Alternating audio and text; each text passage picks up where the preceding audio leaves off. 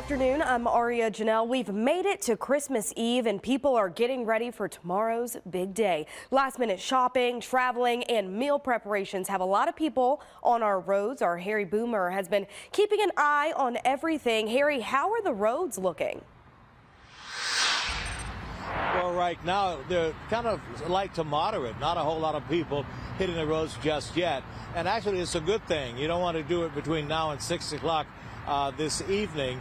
The best time to do this is before 11 o'clock in the morning. AAA predicts that 119 million people will travel at least 50 miles from home between last Saturday and New Year's Day. That will top the previous holiday season high set in 2019.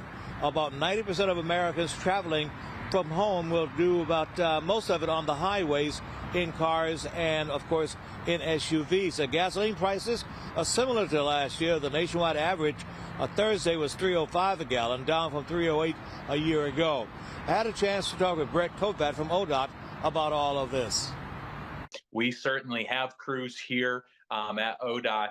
Right now, the models aren't showing any heavy snowstorm forecasted, but we have crews here on Christmas Eve. If the temperature decides to drop, we have crews ready to go out and to put down material, salt and brine on the roadways. So we are ready here at ODOT for this Christmas holiday. All right, so you heard Brett say they are ready. Are you ready? The things you need to do, of course, make sure you have gasoline in your car, some snacks, some blankets in case you get caught in an accident on the roadway. Those kinds of things happen all the time. If you're prepared and they are prepared, things should move very smoothly. In Cleveland, Harry Boomer, 19 News.